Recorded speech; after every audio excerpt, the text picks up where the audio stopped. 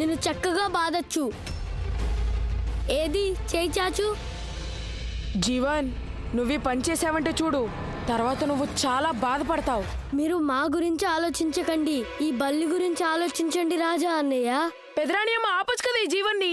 ఇదంతా మాకు కష్టంగానే ఉంది రాజా, కానీ ఏం చేస్తాం, షరత్ అంటే షరతే కదా మరి. ఏది ఇలా చేయి చాచు.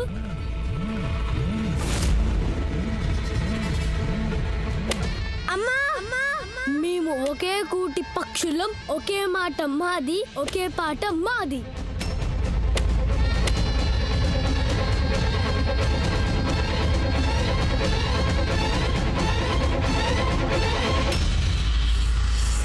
అప్పుడప్పుడు వల ఎంత గట్టిగా ఉంటుందంటే చిట్టెలుక పళ్ళు ఎంత వాడిగా ఉన్నా సరే ఆ వలని మాత్రం కొరకలేదు.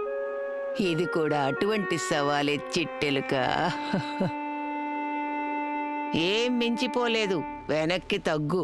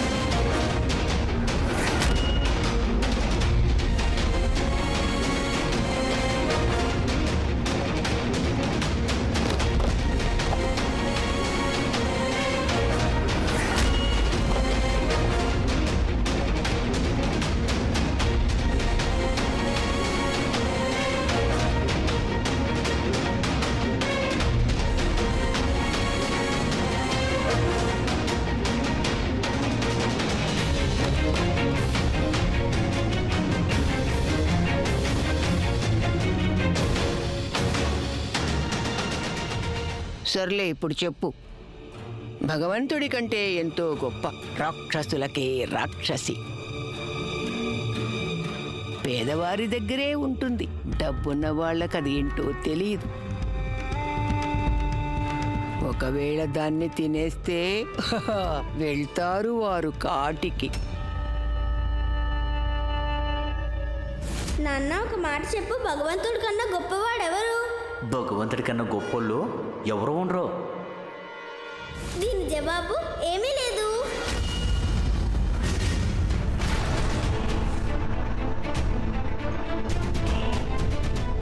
పేదవాళ్ళ దగ్గర ఏమీ ఉండదు, ధనవంతులకి ఏమీ అవసరమే ఉండదు. ఒకవేళ మనం ఏమీ తినకుండా ఉంటే చనిపోతాం. అరే, 1 రూపాయి పెరిగింది.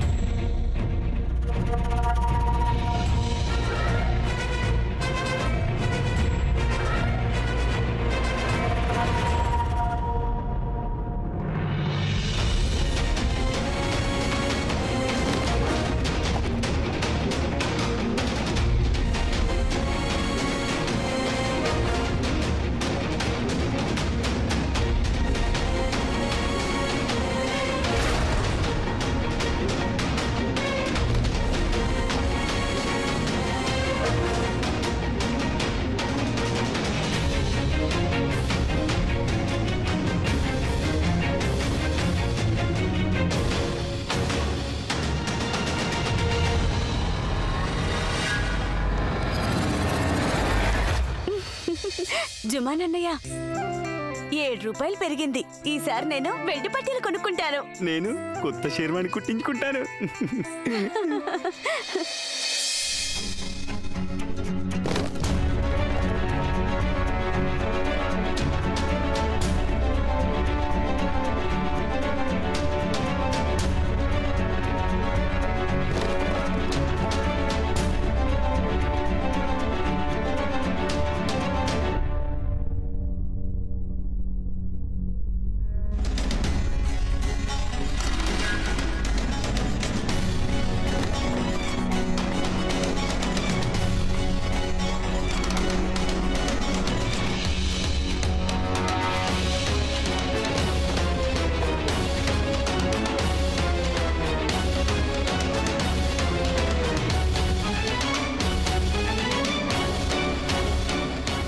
చూడు చిట్టెలుక, నువ్వేసారి సరైన జవాబు చెప్తే ఈ ఆట అయిపోయినట్టు లెక్క.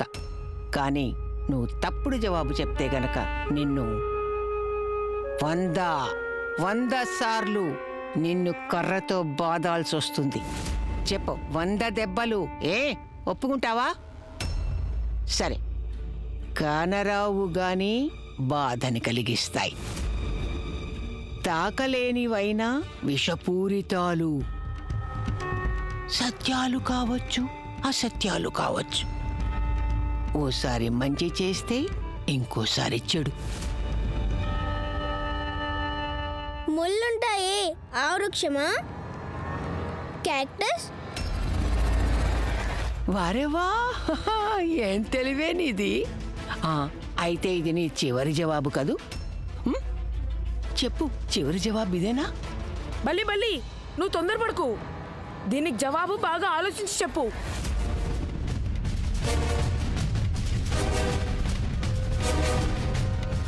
ఇదేనా నీ జవాబు? లేదు లేదు, ఇది నా చివరి జవాబు కాదు. నేను ఇంకా బాగా ఆలోచించాలి.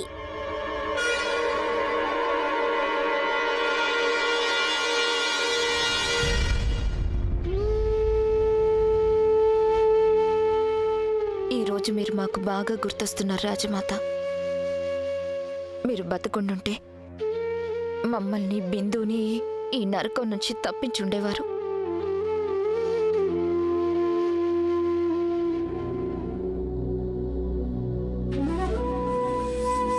నువ్వు మా కోసం ఒక పని చేసి పెట్టాలి సువర్ణ.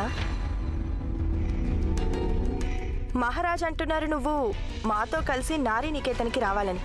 అక్కడ నువ్వు ఒక నిరుపేద మహిళకి బహుమతి ఇవ్వాలంట. నీ చేతుల మీదుగా ఈ పని జరగాలంటున్నారు. బహుమతి ఎవరికివ్వాలి? మాకెలా తెలుస్తుంది? ఎవరో దిక్కులేని ముసల్దై ఉంటుంది.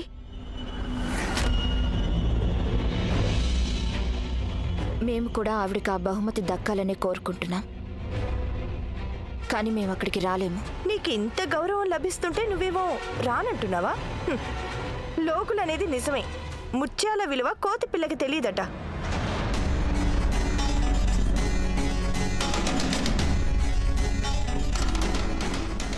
కోతిపిల్ల ఏం చేస్తుందంటే కోతులాడించే వాడి డప్పు శబ్దానికి ఆడుతుంది.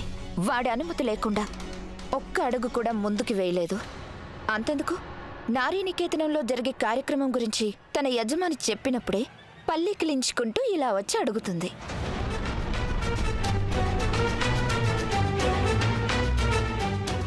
ఏమైంది రాజేశ్వరి?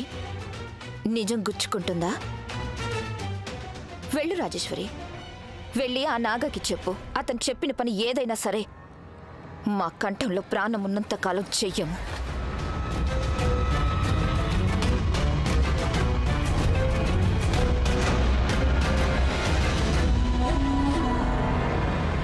ఆలోచించు రాణి, ఆలోచించు.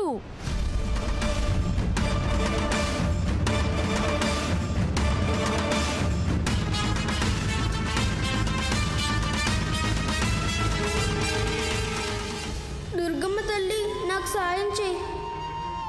యాదేవి సర్వభూతేషు శక్తి రూపేణ సంస్థిత. నమస్తస్యే నమస్తస్యే నమో నమః. నానమ్మ, మీరు నాకు ఎన్నో నేర్పించారు. మరి ఈ ప్రశ్నకి జవాబు ఎందుకు నేర్పించలేదు?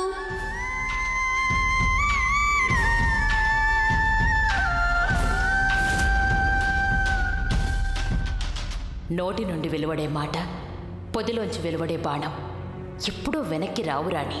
కానీ మాటలు బాణం కంటే ఎక్కువ గాయపరుస్తాయి. ఏంటమ్మా మీరు ఎన్ని చెప్తే పసిపిల్ల మనసు పాడైపోదా? లేదు లక్ష్మణ్, రాణి మాటల ప్రాముఖ్యం తెలుసుకోవాలి.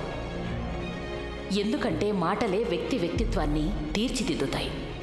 చూడ్రాణి, నువ్వెప్పుడూ నిజాయితీగా ఉండాలి. మాటలు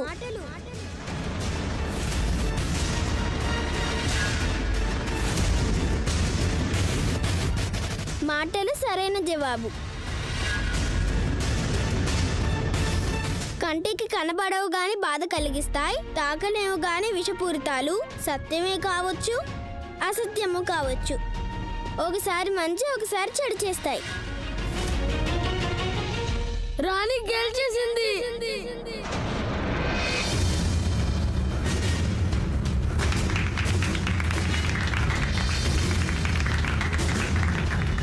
రాణి గాయత్రికి రాణి గాయత్రికి రాణి గాయత్రికి రాణి గాయత్రికి రాణి గాయత్రికి రాణి గాయత్రికి ఇక్కడికిక్కడ మీ పీక నులిమి పారయ్యాలనిపిస్తోంది మాకు.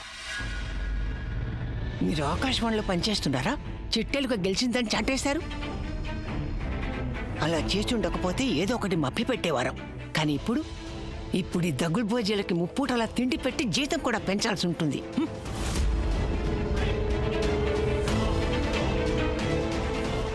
సారీ.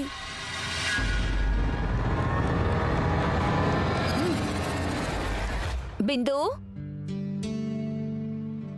బిందు ఆ, బిందు ఎక్కడికి వెళ్ళుంటుంది? ఎన్నో ఏళ్లకి ముందు ఒక రాకుమారి ఉండేది. పూర్తిగా మీ అమ్మలాగే ఉండేది. ఆ రాకుమారి నీలాగే చిన్నగా ఉన్నప్పుడు తను అనుకునేది ఒక రాకుమారుడు వస్తాడని, తనని తెల్ల గుర్రం మీద ఎక్కించుకొని అలా మేఘాలు దాటించి తీసుకెళ్లిపోతాడని. అక్కడ మా నాన్నగారు ఉంటారా? బిందు ఎక్కడికి వెళ్ళిపోయింది ఈ అమ్మాయి? బిందు ఆ తర్వాత ఏం జరిగిందో తెలుసా బిందు? ఆ తర్వాత రాకుమారి పెళ్లి ఒక రాకుమారుడితో జరిగింది. కానీ ఆ రాకుమారుడు తనని ప్రేమించేవాడు కాదు. బాగా ఏడిపించేవాడు ఆ రాకుమారిని. రాకుమారి దుఃఖిస్తూనే ఉండేది. తను అనుకుంటూ ఉండేది ఇలాగే ఆ మహల్లోనే ఉంటూ చివరికి ప్రాణాలు వదిలేయాలని. ఆ తర్వాత ఏమైందో నీకు తెలుసా? ఏమైంది? ఆ తర్వాత అందగాడైన ఒక యువకుడు నౌకర్గా ఆ మహల్లో పనికి కుదిరాడు. రాజేశ్వరి, బిందు వెళ్ళండి ఇక్కడి నుంచి. వద్దమ్మా, మేం కథ చివరి దాకా వింటాం. ఈ కథ చివరి దాకా మీరు వినాల్సిన అవసరం లేదు. మీ గదిలోకి వెళ్ళండి.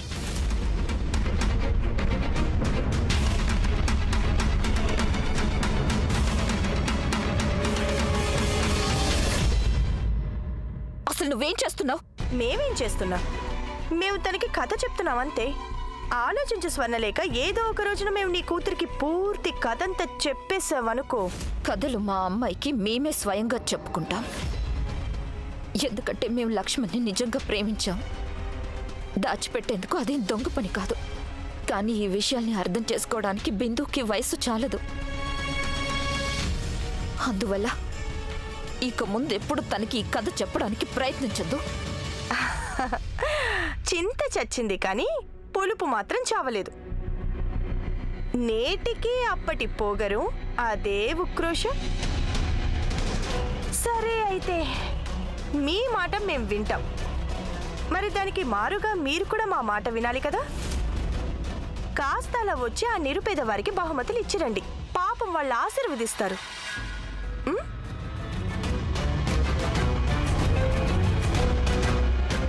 సరే, మేము నారీ నికేతనానికి రేపు మీతో వచ్చి అక్కడి వాళ్ళకి బహుమతులు పంచుతాం.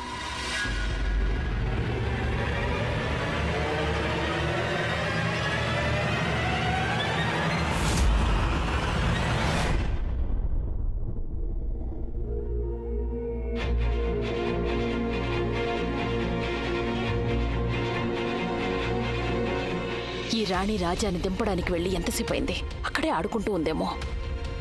లక్ష్మణ్, నీకు రాజా ఎక్కడుంటాడో ఏమైనా తెలుసా? అమ్మా, నేను అతన్ని అడగలేదు. రాణి రాలేదని చాలా కంగారుగా ఉంది లక్ష్మణ్. అమ్మ, మీరు ఇలా కంగాడితే తనేమో వచ్చేది కదా. పాపం చిన్నపిల్ల, మీరు ఇష్టం తీసుకుని తను త్వరగా వచ్చేస్తుంది. మన చేతికి డబ్బు వచ్చేస్తే సమస్యలు సర్దుకుంటాయి. మన అదృష్టమే మారిపోతుంది. లక్ష్మణ్, మన రాణికి జాతకంలో జన్మతః గొప్ప జీవితం రాసుంది లక్ష్మణ్. అది నిజమేనమ్మా.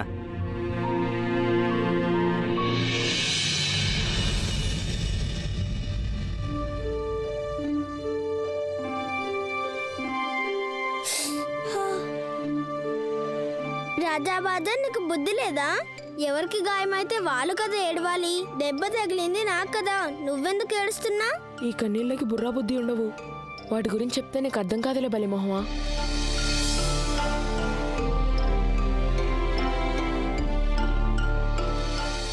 ఏం చేస్తున్నావు నువ్వు? నువ్వే అంటుంటావు కదా, గాయం మీద కాస్త పసుపు తీసుకొచ్చి పూస్తే గాయం తగ్గుతుంది త్వరగా. కానీ నేను ఇప్పుడు పసుపు రాసుకోలేను. నాకు బోలెడంత పని మిగులుంది. ఈ రోజు నీ పని ఇంకొకరు చేస్తారులే. ఏం వద్దులేండి, నా పనంతా నేనే చేసుకోవాలి, స్వయంగా చేసుకోవాలి. అయితే సరే, ఈ రోజుకి నా చేతులే నీ చేతులు అనుకో. అదేమిటి? తర్వాత చెప్తాను గానీ ముందు నువ్వు పసుపు రాసుకోబల్లి. నా మీద నమ్మకం ఉందిగా? మ్మ్.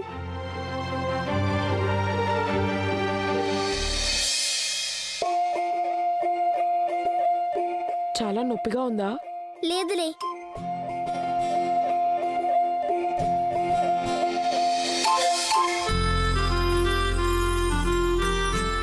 ఇప్పుడు చెప్పు, ముందే పని చేయాలి? అన్నిటికంటే ముందు మనం గిన్నెల్ని తుడవాలి. పద.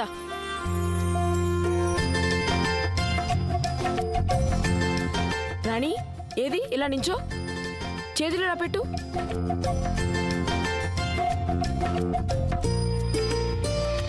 ఇప్పుడు ఏ పని చేయాలో చేసుకో.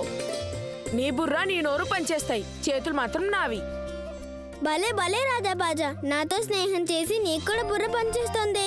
సరే, ఇంక గిన్నెలు శుభ్రం చేద్దాం. చిట్టులుక భలే తెలివైందేనే. తన స్నేహం పీక తనే నులిమి పారేస్తుందనుకున్నాను. పరిస్థితే వేరుగా ఉంది. భలే, చూస్తుంటే మనం ఇద్దరం కాదు, ఒక్కరిలా ఉన్నాం. రాజా రాణి వేరువేరు కాదు, వాళ్ళొక్కటే, ఎప్పుడు అలాగే ఉంటారు.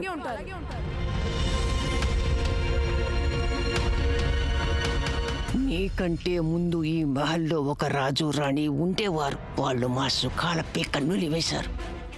ఇప్పుడు మళ్ళీ ఒక రాజు రాణిల కథని ముందుకు సాగనివ్వం. ఆ పని జరగకూడదు, మేం పడనివ్వం. మహల్లో పనిచేసే రాణి దయ వల్ల మనకింత మేలు జరిగింది. మీరన్నది నిజం జుమ్మనన్నయ్య.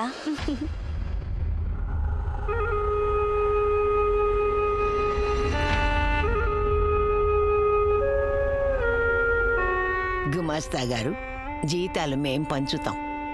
చిత్తం. తర్వాత ఇవ్వాల్సింది ఎవరికి? శోభాకి.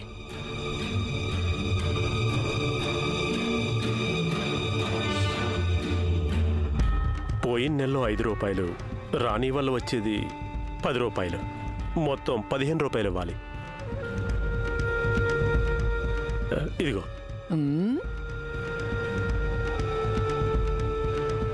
ఇక్కడ అన్నీ ఎంత బాగా జరుగుతున్నాయి కదా శోభ. నువ్వు అమ్మవు కాబోతున్నావు. ఇలాంటి సమయంలో జీతం పెరగడం ఎంత బాగుంది కదా. చిత్తం పెద్దరాణి అమ్మా.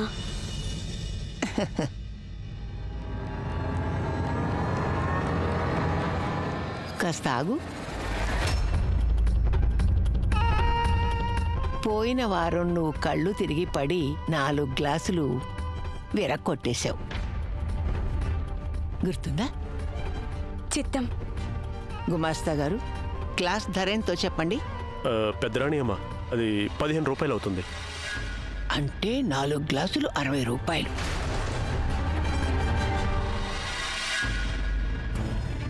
తీసుకోండి. అందులో 15 రూపాయలు, మిగిలిన 45 రూపాయలు బాకీ ఉంటాయి. చూడు శోభ, నీ జీతం మరో 3 నెలలు పట్టుకుంటే నీ బాకీ మొత్తం తీరిపోతుంది.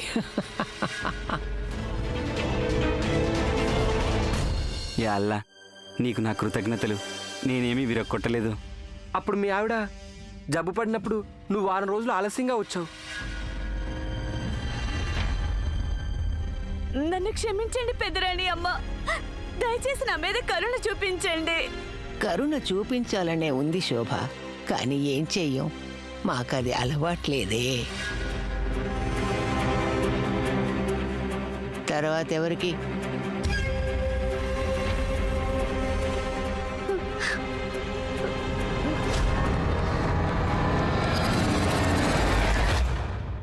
ఇతను వారం రోజులుగా ఆలస్యంగా వస్తున్నాడు.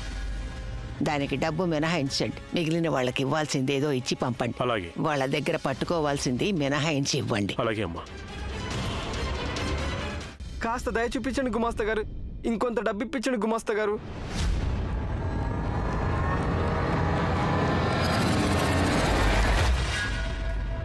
చిట్టెలుక, పోటీలో నువ్వు గెలిచుండొచ్చు, కానీ యుద్ధంలో మేం గెలుస్తాం. అందులో గెలిచిన సంతోషం మేం నీకు దక్కనివ్వం. మళ్ళీ మా ముందు నిలబడే సాహసం ఎప్పటికీ చెయ్యలేవు, గుర్తుంచుకో. రాజాబాజా, నువ్వు నాకు పనిలో చాలా సాయం చేసావు. Thank you. ఎంత పిసినారేవి నువ్వు. ఇలా థ్యాంక్ యూ అంటే సరిపోతుంది అనుకున్నావా? నీకు జీతం వస్తుంది కదా, అప్పుడు నువ్వు నాకు పెద్ద పార్టీ ఇవ్వాల్సి ఉంటుంది. జీవన్ పుట్టినరోజు పార్టీ లాంటిదా? మ్మ్. మరి అంత డబ్బు నా దగ్గర లేదే. అయితే నేను నీకోసం పాలకోవ తెచ్చి పెడతాను. Okay, done.